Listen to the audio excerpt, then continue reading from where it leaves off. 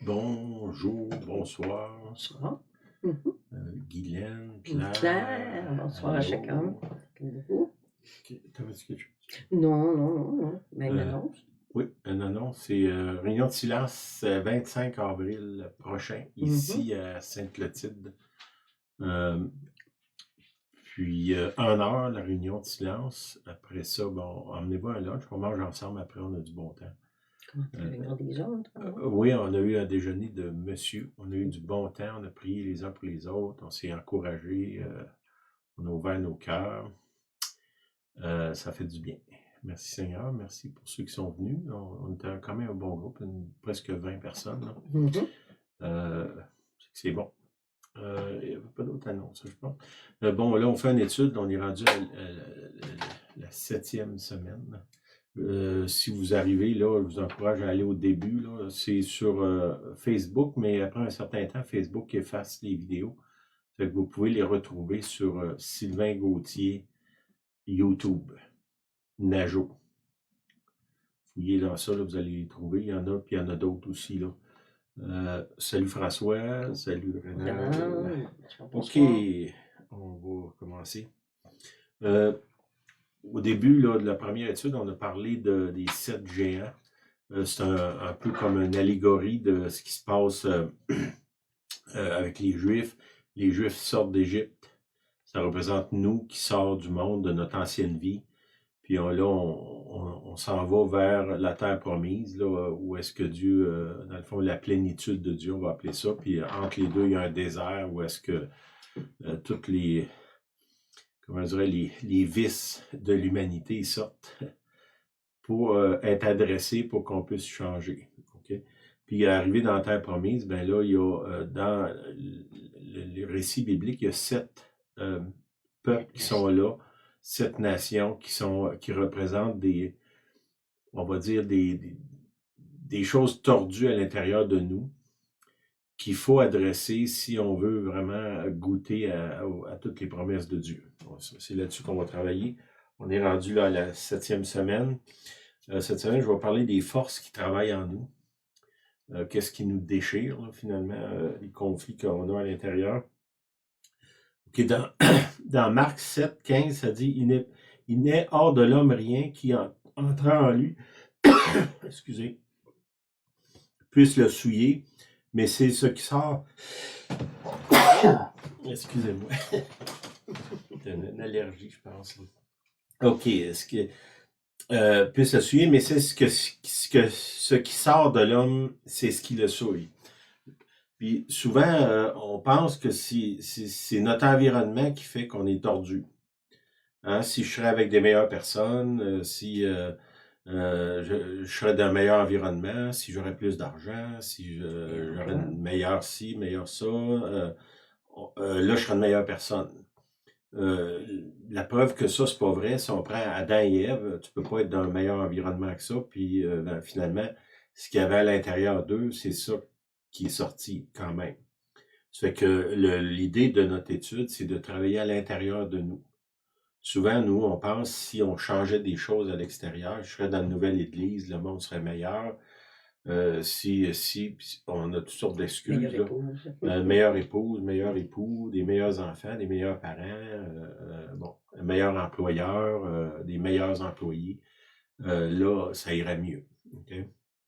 Je ne dis pas que ces choses-là ne peuvent pas influencer, mais au niveau chrétien, le travail du Saint-Esprit il est à l'intérieur de l'homme, de l'humain, je veux dire. Puis on voit ça, c'est dans Marc 7, 15, là, c'est pas ce qui rentre dans l'homme qui le souille, c'est ce qui sort. Ça veut dire que c'est de mon intérieur que le venin sort. Puis le venin ne vient pas de l'extérieur. Dans Jacques 4, l'épître de Jacques, chapitre 4, verset, on va partir à partir du verset 1.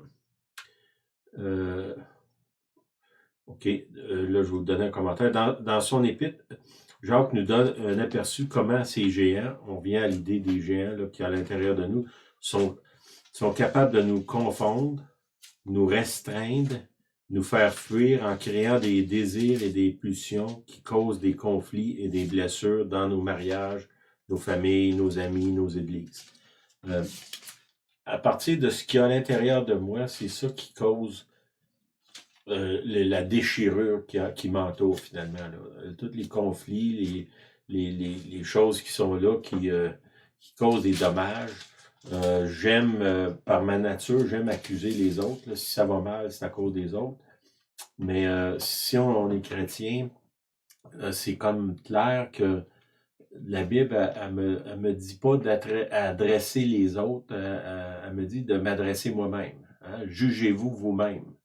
Là, il y en a qui vont dire « Ouais, mais ça dit de juger. » Je pense qu'avant de commencer à juger les autres, on a un énorme travail intérieur à faire là, avant de s'élever, de penser qu'on peut juger les autres. Hein? Puis ça dit, il y a un autre passage qui dit « T'es qui, toi, pour juger le serviteur d'un autre? » Bon, Julienne, c'est la servante du Seigneur. Je suis qui, moi, pour décider ce que Dieu doit faire avec elle ou non? Hein, puis souvent, on s'impose dans la vie des autres, puis comme si nous autres, on est tellement brillants. C'est pas toujours le cas. Là. OK, dans Jacques 4, 1, ça dit « D'où viennent les luttes, d'où viennent les querelles parmi vous? » Hein? Là, lui, il pose la question, ça vient d'où que vous passez votre temps à vous chicaner, à vous diviser, à vous séparer, à vous détruire? N'est-ce pas vos passions qui combattent dans vos membres? Là, il pointe à l'intérieur. C'est tes passions à toi qui combattent dans tes membres. Puis, comme je vous dis, la plupart du temps, on cherche un coupable quand ça va mal dans notre vie. Puis je dis pas que les autres sont jamais coupables, là, mais le premier coupable de mes malheurs, d'habitude, c'est moi. Là. Pas mal toujours. OK? Verset 2, vous convoitez, vous ne possédez pas. Vous êtes meurtrier et envieux. Là, vous dites meurtrier, c'est grave, mais ça dit si tu détestes ton frère, c'est comme si tu le tuais. C'est Jésus qui dit ça. Là. Vous êtes meurtrier, envieux et vous ne pouvez pas obtenir. Vous avez des querelles, des luttes et vous ne possédez pas parce que vous ne demandez pas. Vous demandez et vous ne recevez pas parce que vous demandez mal dans le but de satisfaire vos besoins. Encore là, on voit que c'est mes passions qui combattent dans mes membres, mes convoitises, le fait que je ne possède pas qui me dérange, les querelles, là, il dit, vous demandez pas, puis quand vous demandez mal. Après ça, vous demandez, vous ne recevez pas parce que vous demandez mal dans le but de satisfaire vos passions. C'est encore tourner vers moi. Puis là, ben, souvent, ce qu'on fait, c'est quand moi, je suis au centre, dans mon imaginaire, les autres deviennent un instrument pour satisfaire mes passions. Que ce soit l'homme, la convoitise envers une femme, la femme envers l'homme, la richesse, bon, tout ce qu'on a, le ministère, de convoiter le ministère, convoiter un travail, convoiter ce qui appartient aux autres. Hein. C'est les passions qui sont là qui nous animent. Le verset 4, ça dit « Adultère que vous êtes, ne savez-vous pas que l'amour du monde est inimitié contre Dieu? » Quand il utilise le mot adultère ici, c'est je trompe Dieu en allant vers une autre source que lui. La même chose que si je trompe ma femme en allant vers une autre femme que elle, c'est de l'adultère. Mais il y a un adultère qui est spirituel, ici qui parle. Là. C'est tu vas vers quelqu'un d'autre que Dieu pour satisfaire tes passions. C'est que ta passion principale, ce n'est plus Dieu. Ça devient toi ou l'objet de tes désirs. Celui donc qui veut être ami du monde se rend ennemi de Dieu. Ici, le monde, ça représente toutes les places, les endroits, les personnes, les organisations dans lesquelles on s'associe pour satisfaire quelque chose que seulement Dieu peut satisfaire. Puis ça peut être l'Église. Je veux dire, je peux aller à l'Église puis être impliqué par-dessus la tête dans l'Église, puis ça n'a rien à voir avec Dieu. Mhm. Là, l'Église devient, je dirais, ma pratique religieuse devient un adultère. Mhm. Parce que ma pratique religieuse passe avant Dieu. Il y a beaucoup des gens qu'on a parlé, les femmes de pasteurs qui nous disent, ben mon mari a une maîtresse, sa maîtresse c'est l'Église. Mhm.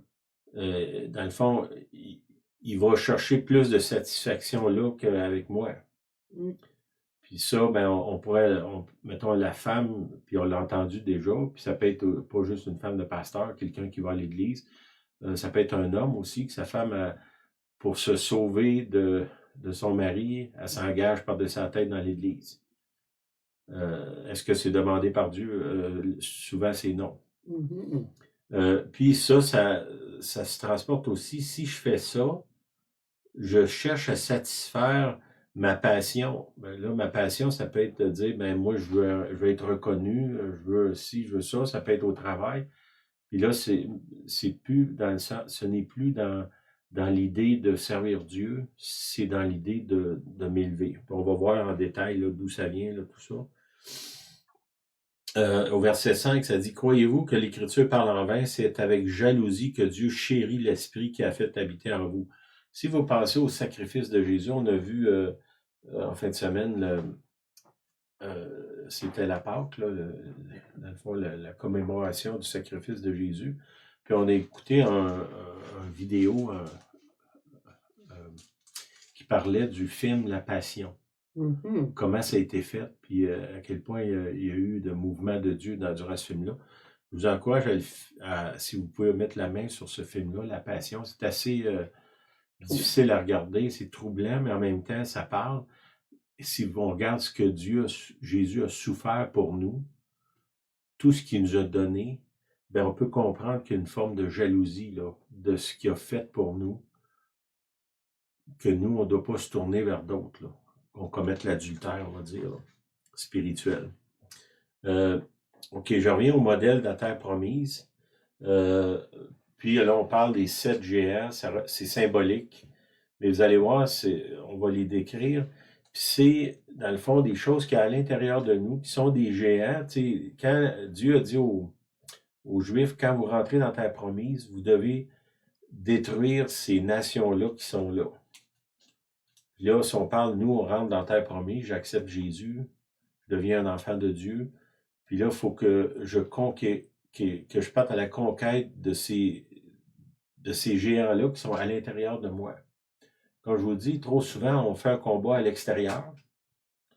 On pense que si on a un meilleur environnement, puis tout ça, ou des meilleures personnes, ou c'est la faute des autres, là, on parle d'un travail qui est intérieur, de se examiner nous-mêmes, de travailler à l'intérieur de nous, puis laisser Dieu travailler dans les autres.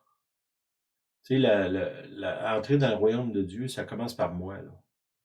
Je ne peux pas attendre après les autres ou prendre les autres qui n'avancent pas comme excuse pour ne pas avancer.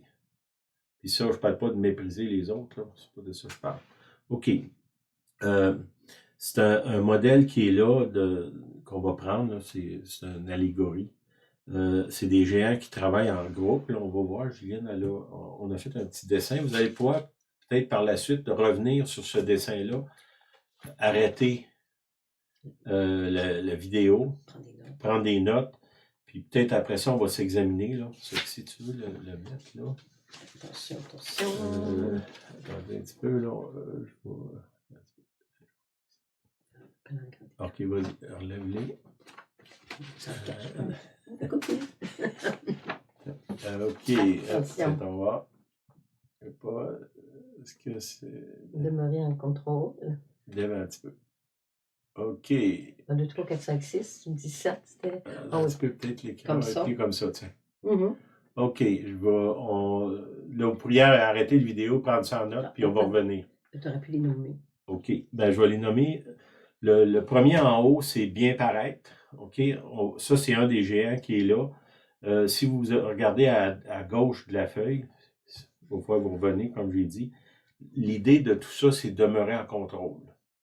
Qu'est-ce qui se passe? C'est quand que l'homme, Adam et Ève, ont tombé, puis la majorité des humains par la suite, en rejetant la souveraineté de Dieu, c'est comme si je deviens orphelin, puis je dois me débrouiller moi-même pour arriver à me faire une vie. On va dire ça comme ça. Puis pour ça, il faut que je contrôle. Puis on le sait, on entend souvent parler, là, pas juste dans l'Église, à l'extérieur, il faut abandonner le contrôle. Des gens qui ont dit un esprit de contrôle. On peut dire que tous les humains ont ça, à différents degrés. Puis on va voir que ça se manifeste de différentes façons. Le premier, c'est bien paraître. Toute cette idée-là de l'image, il y a quelques années, j'étais dans la vente, puis un des affaires de la vente, c'est qu'il disait « dress for success ». Hein, si tu veux avoir du succès, il faut que tu t'habilles avec un habit cher, puis une auto qui vaut cher. Puis ça va, comme si par magie, ça va amener du succès, là. Cette image-là de bien paraître, beaucoup de gens, ils s'empêchent de faire plein de choses, s'empêchent d'obéir au Seigneur parce qu'ils se disent, ben, qu'est-ce que je vais avoir l'air? Qu'est-ce que je vais avoir l'air si je peux de quelqu'un dans un magasin puis que la personne me rejette? Qu'est-ce que je vais avoir l'air? Puis cette idée-là de bien paraître, l'image qu'on a, beaucoup de gens, c'est un masque. On a vu le théâtre, c'est porter un masque, hein? C'est ça. Après ça, le deuxième, c'est se sentir bien. J'aime pas ça souffrir, j'aime pas ça être contrarié. J'aime pas ça qu'on me dise des vérités, j'aime pas telle personne, puis telle personne me dérange, puis bon, toute cette logique-là là, qu'on veut pas souffrir, surtout en Occident, là, c'est très fort. Après ça, le troisième, c'est avoir raison. Je vais avoir le dernier mot. Je me souviens, il y a quelques années, j'avais dit à un frère là, qui voulait toujours gagner les débats avec tout le monde. J'avais dit, ben, ça te donne quoi d'avoir raison s'il n'y a plus personne qui veut te parler après, là? Tu sais, d'avoir raison tout seul dans mon coin, ça me donne quoi? Puis si j'ai cette tendance-là à essayer de toujours avoir le dernier mot, c'est rare que ça l'attire le monde, là.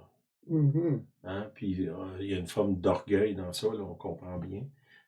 Lui du centre, c'est demeurer en contrôle qui, dans le fond, les autres découlent de lui. Si vous regardez sur la feuille, là, si vous retournez en arrière, à gauche, qui est au centre, c'est demeurer en contrôle. Bon, ça, c'est toutes des choses comme mettons, mon image, mon ressenti, cette idée-là de faire croire ou en tout cas de m'élever au-dessus des autres pour dire que j'ai raison. Tout ça, c'est pour demeurer en contrôle, pour pas mal paraître, là, on peut dire.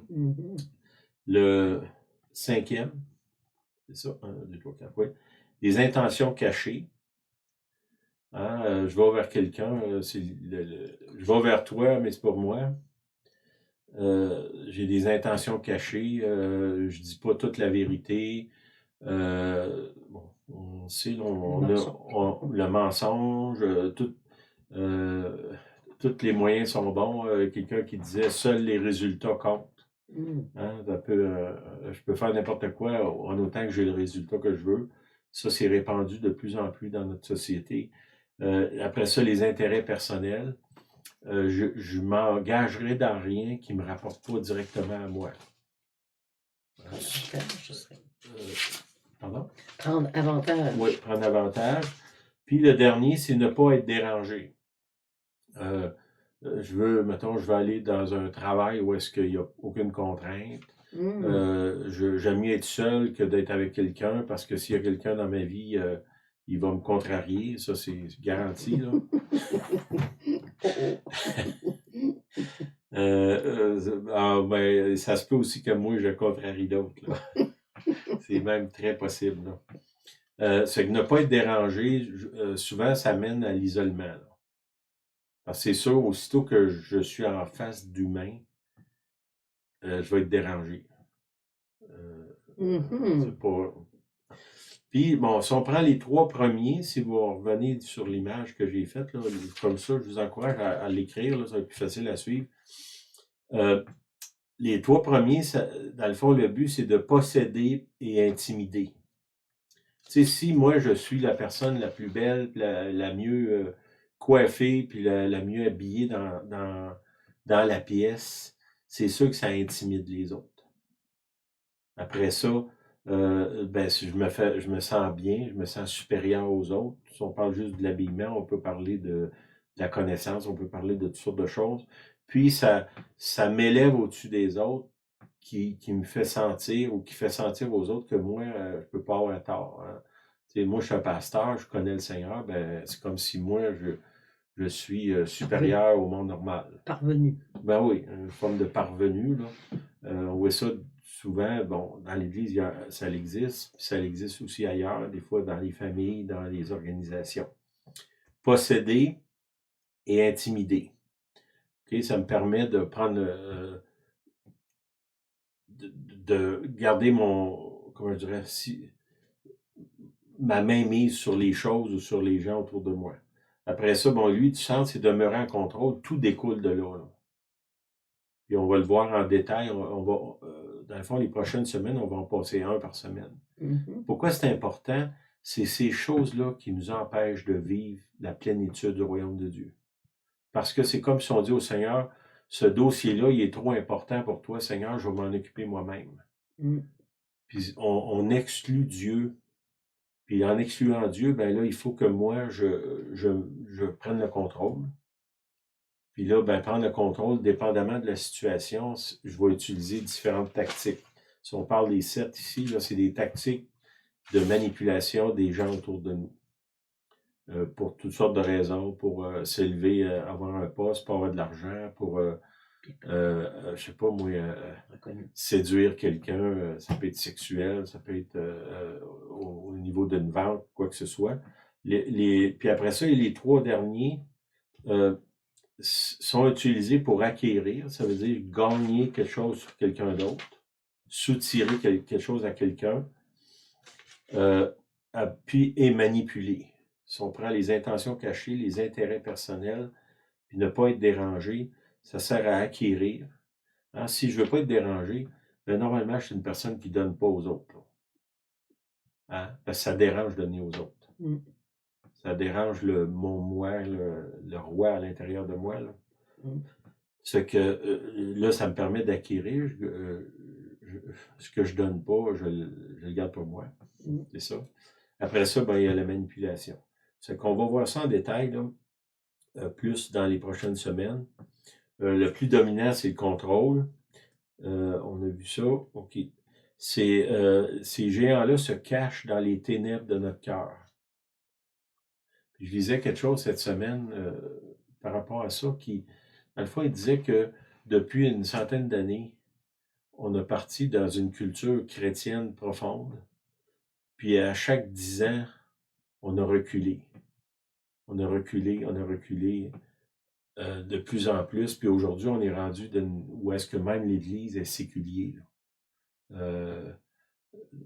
C'est pas surprenant là, qu'au Québec, il y a des lois sur la laïcité. L'Église est rendue laïque elle-même. On ne doit pas se surprendre de ça. Là. Le gouvernement, c'est juste à passer des lois selon l'ère du temps. La croix de Jésus-Christ, qui est là comme un modèle de se sacrifier pour les autres, c'est presque inexistant dans l'Église. Mm. On va à l'église pour retirer quelque chose. On voit les 7 géants qui sont là à l'œuvre dans l'église. Bien paraître, se sentir bien, avoir raison. Les intentions cachées. Je vais à l'église, mais aussitôt que je suis contrarié, je m'en vais. J'essaie toujours de soutirer quelque chose à quelqu'un. Mes intérêts personnels, c'est quoi mon avantage ici? Hein? Quand Jésus est venu sur la terre, il n'a pas tellement regardé à ses avantages personnels. Là. Puis là, nous, on a oublié ce modèle-là de Jésus. Puis on est là, puis on essaie de trouver une place où est-ce qu'on est le plus avantagé. C'est vrai en relation dans le mariage, c'est vrai en affaires, c'est vrai avec nos finances, nos voisins, partout. Ne pas être dérangé. Hein? Je veux que la vie continue comme elle est. Puis là, on voit actuellement là, ce qui se passe dans le monde. Les gens qui ne veulent pas être dérangés, il faut vraiment qu'ils soient cachés loin, là, parce que de tout côté, on est dérangé dans notre conception de la vie. On va les adresser, puis là, bon, ça a l'air bien négatif tout ça, là. Mais si on adresse ça, on va rentrer dans l'abandon au Seigneur, où est-ce que, imaginez-vous une place où est-ce que, dans le fond, je n'ai plus peur, C'est la peur. parce que je sais que Dieu va s'occuper de moi. J'ai plus besoin de me débattre, puis manipuler, puis tordre la vérité pour survivre, parce que je sais que ma survie dépend de Dieu. Mais pour arriver là, Jésus il dit, je vous donne la vie en abondance. Sans moi, vous ne pouvez rien faire. Qu'il va nous construire une maison dans le ciel, puis même sur la terre, on va avoir des maisons, des amis, mais tout ça, c'est des choses du royaume. Mais là, étrangement, moi, on se fait quoi, 46 ans qu'on est chrétiens, nous autres? Bon, je vous dirais que le royaume de Dieu décrit dans le Nouveau Testament, je l'ai presque jamais vu, là, dans l'Église. Puis moi, bon, je suis un bon observateur de l'Église, on voyage beaucoup, on va dans toutes sortes de groupes, de dénominations, de petits groupes, de grosses églises, d'un pays dans un autre pays. Puis les gens sont prisonniers de ces 7 géants-là presque partout où est-ce qu'on va. Je parlais l'autre jour, les gens qui vont à l'église qui disent « Ah, ils veulent juste mon argent. Puis, mais toi, en même temps, tu ne veux pas donner d'argent. Hein? On dit, dans l'Ancien Testament, il dit « La sangsue a 2 sœurs.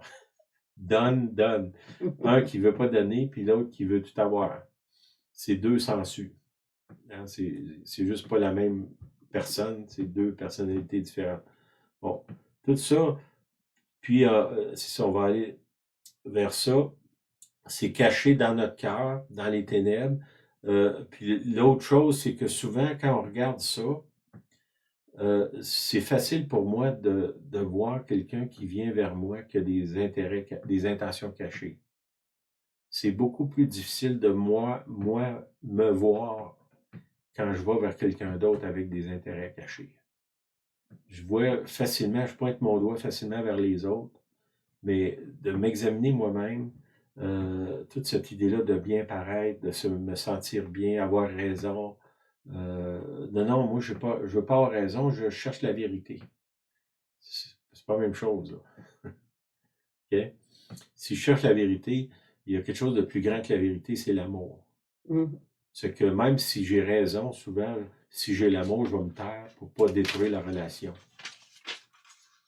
C'est qu'on voit, il y a une différence entre les deux. Puis combien de fois on a détruit des relations ou endommagé des relations parce qu'on voulait avoir le dernier mot.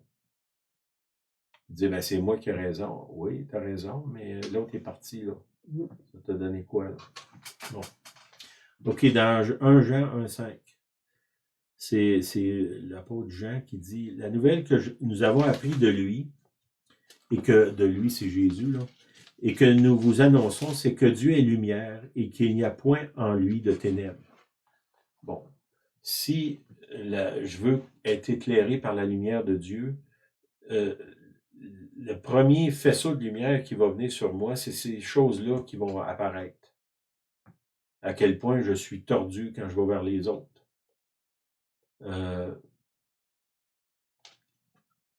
Puis que j'ai toutes sortes d'intentions souvent qui ne sont pas bienveillantes, ou en tout cas qui sont certainement pas tournées vers le bienfait de l'autre. Puis là, comme je vous dis, dites-vous pas, ah, ben c'est de valeur qu'un tel n'entend pas ça, ça y ferait du bien, là. C'est à vous que je parle, là. C'est à moi que je parle. Arrêtons de projeter ça sur les autres, là. Examinons-nous nous-mêmes. Parce que c'est clair que ces choses-là sont là, présentes. Nous autres, on est témoins depuis des années de tellement de séparation, de division, de querelles, de non-pardon, qui sont reliés à ces choses-là. Par des chrétiens, je parle, là. Je parle même pas des gens du monde, là. Des chrétiens qui sont là, qui pratiquent quotidiennement ces choses-là, qui n'ont rien à voir avec le royaume de Dieu. Puis qu'est-ce que ça fait? Ben, je suis un peu comme un petit bonhomme là, au-dessus de l'épaule, Julienne, là, qui est perdu, là, qui est sur le bord d'une espèce de précipice, là, qui voit peut-être qu'il s'en a l'air beau au fond là-bas, là, mais je ne suis pas rendu là. J'ai un chemin à faire, il faut peut-être que j'escalade une montagne, puis tout ça. Peut-être faire du nager, je ne sais pas, là, mais j'ai un bout à faire avant d'arriver là. Puis, comme je vous dis, je ne le vois pas beaucoup, puis je m'inclus dans ça. Puis le Seigneur a plus pour nous que ce qu'on a actuellement. OK, je vais continuer. Lorsqu'ils sont mis en lumière, ils commenceront à perdre leur emprise. Il faut qu'on s'examine nous-mêmes. Quand on reconnaît la vérité sur nous-mêmes, de dire, ben moi, là, l'idée de bien paraître ou me sentir bien, là, c'est vraiment quelque chose. Aussitôt que je suis contrarié, je m'en vais. Seigneur, aide-moi à demeurer dans un lieu où je me sens pas bien pour démontrer ton amour à ces gens-là. Hein? Puis c'est vrai pour les autres. Les intentions, quand je vais vers des gens, je vais dans un groupe, puis là, c'est drôle, je suis attiré vers une personne que me semble que je pourrais tirer avantage de cette personne-là. Ben, là, normalement, si la lumière de Dieu est sur moi, elle va voir cette intention. Je vais le voir, mon intention, puis je vais essayer de faire le contraire. Demander la grâce de Dieu. Si la lumière vient, on va commencer à les voir. Ils vont perdre leur emprise. Ils sont à l'œuvre quand nous essayons d'influencer, de manipuler les autres, en nous tournant vers le Père comme la source de l'amour. Parce que souvent, on utilise ces choses-là pour aller se faire valider, se faire aimer. Puis finalement, quand on utilise ça pour se faire aimer, on ne se fait pas aimer, ça produit le contraire. Tu sais, si je manipule quelqu'un pour qu'il m'aime, c'est peu probable que cette personne-là va finir par m'aimer. Puis même si je réussis à la tromper pendant un bout, à un moment donné, ça va sortir. Que c'est pas de la vraie amour, c'est de la manipulation. En nous tournant vers le Père comme la source de l'amour et de notre acceptation, c'est ce que je viens de vous dire, là, on est chercher à être accepté en manipulant, c'est pas bon. Nous serons libres d'aimer Dieu et notre prochain. Dans 1 Jean 4, 18, ça dit « La crainte n'est pas dans l'amour, mais l'amour parfait bannit la crainte. » Okay? C'est comme, mettons, si j'ai l'amour, les gens vont être attirés vers moi. Si j'ai de la crainte, les gens vont être éloignés de moi. Puis une des raisons que ces 7 géants-là sont à l'œuvre dans ma vie, c'est parce que j'ai cette crainte-là que j'ai pas l'amour de Dieu. Puis ça m'éloigne de l'amour de Dieu, puis ça éloigne les autres aussi, pas juste Dieu. Car la crainte suppose un châtiment, et celui qui craint n'est pas parfait dans l'amour, car nous l'aimons parce qu'il nous a aimés le premier. C'est Dieu qui est venu vers moi pour m'aimer, pour m'accepter, puis je peux me reposer en lui, puis ça me permet d'aimer les autres sans avoir besoin de les contrôler ou de les manipuler ou de prendre avantage d'eux. Je t'aime parce que c'est toi, pas pour ce que tu me rapportes ou que ce que je peux tirer de toi ou que je peux te dominer. C'est pas le même amour. Laissons tomber nos défenses personnelles, spécialement à l'égard de Dieu, et marchons dans la vérité qui affranchit, qui me rend libre. La vérité, ça dit, vous connaîtrez la vérité vous rendra libre. Sa lumière nous éclairera et nous donnera le pouvoir de devenir enfants de Dieu. Voyez quel amour le Père nous a témoigné pour que nous soyons appelés enfants de Dieu. Ça, c'est même un chant, on chantait ça déjà. Là. Sa lumière nous éclairera et nous donnera le pouvoir de devenir enfants de Dieu. Enfants de Dieu. Il est écrit dans Jean 1,12, mais à tous ceux qui l'ont reçu, à ceux qui croient en son nom, elle a donné le pouvoir de devenir enfants de Dieu. Il parle de la lumière ici. Laissez-vous éclairer. Quand la lumière vient au début, dans le fond, c'est troublant parce qu'on voit les ténèbres qu'il y a à l'intérieur de nous. Puis là, ça devient une des questions, mais Seigneur, comment est-ce que tu peux m'aimer? Hein? Pourquoi parce que je l'aime parce que lui m'a aimé le premier. C'est lui qui est venu vers moi. Même quand j'étais pas aimable. Quand j'avais rien pour attirer les regards. Lui est venu vers moi. Parce qu'il m'aime. Puis il faut que je me plonge dans cet amour-là. C'est ça qui va me transformer. Mais à tous ceux qui l'ont reçu, à ceux qui croient en son nom, elle a donné le pouvoir de devenir enfant de Dieu. Ça, c'est dans Jean 1,12. Puis là, dans les prochaines semaines, on va les adresser un par un. Là. Nous allons voir comment chacun de ces géants influence nos relations avec Dieu, avec les autres. Quand ils seront démasqués, il sera plus facile de les combattre. Ce que j'ai remarqué dans ma vie, c'est que ces choses-là sont là en moi. Là, ça dit dans l'Ancien Testament, il dit « Le péché se couche à ta porte, toi, domine sur lui. » C'est que, je ne sais pas si ça peut arriver, mais mon impression actuellement, là, ça pourrait changer, mais c'est que ces choses-là sont là dans moi, qui sont gérées par mes peurs d'être rejeté, mes peurs de ne pas être aimé, mes peurs de ne pas avoir raison, de mal paraître. Toutes ces peurs-là sont constamment là dans moi. Mais il faut que l'amour de Dieu prévale de ça. Parce qu'il m'aime. Parce qu'il m'aime, je peux aimer. Je peux accepter des choses qui sont difficiles. Parce que lui m'aime. C'est vers ça qu'on doit se tourner. Pour là, je pense qu'on va arrêter. Je vais vous remettre la feuille là, pour finir. Peut-être si vous voulez le prendre en note là, pour peut-être repasser l'étude. Les prochaines semaines aussi. Peut-être aussi pour les prochaines semaines. Là, comme ça. On va prendre quelques minutes. Là. Bien. OK. Attention. Bon, comme ça. Vous pouvez arrêter la vidéo, là, vous allez pouvoir les écrire. Parce qu'on va les passer un par la suite. Puis comme ça, on va pouvoir les démasquer puis s'en débarrasser. Si possible. Merci, Seigneur. OK, Seigneur, je te prie pour chacune qui écoute ce message-là, que tu puisses les toucher, que tu puisses les rencontrer, que tu puisses les révéler à quel point tu les aimes, puis qu'ils n'ont pas besoin de contrôler. Si seulement ils s'abandonnent dans tes mains. Amen. Amen. T'avais-tu quelque chose sur le rejet? Moi, en écoutant le bon message d'ailleurs, je me demandais si est-ce que c'est possible quand on entend un message de ce genre-là, qu'on n'a pas vraiment pris conscience de notre intérieur.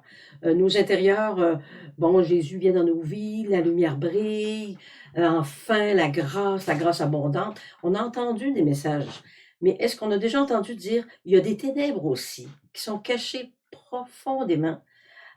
Jamais entendu parler.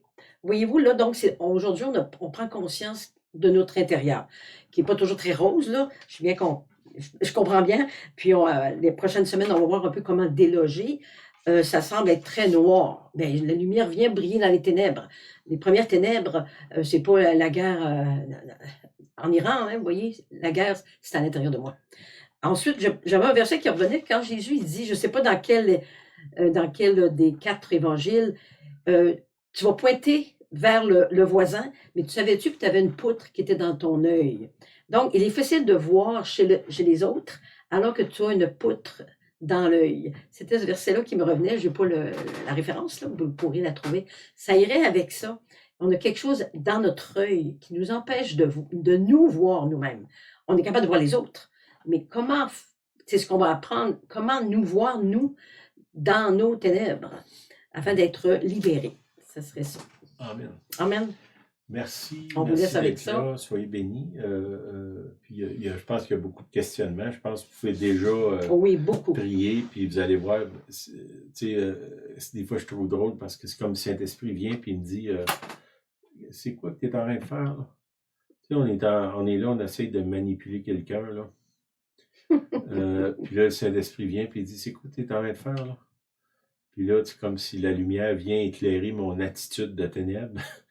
Puis là, ben, si je suis réceptif, puis attentif, je vais pouvoir arrêter mon œuvre de manipulation avant d'aller trop loin. Amen. Mais, comme je vous dis, c'est le Saint-Esprit qui vient éclairer mes ténèbres. Autant dans chacun des 7 qu'on parle là, c'est quoi que tu essaies de contrôler, là? Puis là, ben, si vous avez cette relation avec le Seigneur, des fois c'est drôle parce qu'on se voit tellement ténébreux finalement, puis lui tellement lumineux, qui vient vers nous puis qui nous éclaire en disant ben c'est quoi là ton intention, c'est quoi qui se passe là, qu'est-ce que tu es en train de faire, puis là bon, vous pouvez en rigoler là parce que faut pas se prendre trop au sérieux nous autres, prendre lui au sérieux le Seigneur mais pas nous là. Fait que soyez bénis, bonne semaine, merci d'être là. Merci d'être là, attentif. Peut-être, là, si vous n'avez pas écouté ceux d'avant, allez-y, puis les repasser, comme je pense ce soir, là, ça peut être revisé. Là. Je ne veux pas vous dire de m'écouter. Ça fait bizarre. Là. Moi, ben, c'est ça. Je pense qu'il y a quelque chose dans cette étude-là là, qui nous parle. OK, ben soyez bénis, bonne semaine. Bye bye. Bye bye.